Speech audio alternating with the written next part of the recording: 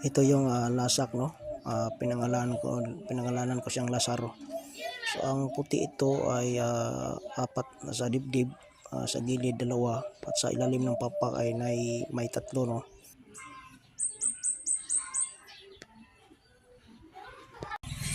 Nok nok nok nok. Unsa kaya nok? Murot ang saging niya, no.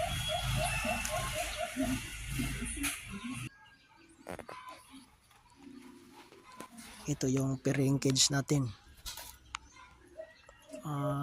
Nilagyan ko ito ng takip, ng half lang, kasi pag umulan para hindi mabasa yung pagkain nila, no, yung cage. At half lang ang nilagay kong takip para pag umulan maliligo sila sa ulan, no. So dito lang sa puno ng santol. Ito yung pairing cage kung para mag-pair sila, no. At ito yung bago nating inakay, so medyo mataba na siya, malaki-laki na rin. Humuhuni-huni ng konti. Ito yung dalawang bagong sisiw, no. Yung isa ay palaging namamalagi sa pugad, o siya yung sanay sa pugad, kasi yung hindi siya siya yung nagpaiwan sa pugad, no. Yung kinuha ko sila, yan, siya ang nasa pugad palagi. Yung pugad nila noon ay wala na, nilagyan ko lang ng ganyan para hindi mahulog.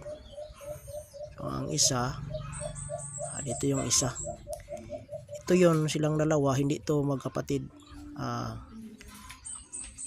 Hindi ako nakakuha nito, yung mga bata kinuha nila sa pugad at ibinigay nila sa akin. Ako ang nag-alaga, no. Ipinalaga na sa akin. So yung mga babae na mga sisiw, pag lumipad na sila dito ko pinakawalan yung mga babae, yung dalawa. Yung tinitira ko yung mga lalaking sisiw, yung mga malalaki, yung mga maliit, yung mahaba yung katawan ay pinakawalan ko. So dito ito yung under training ko, no. Yung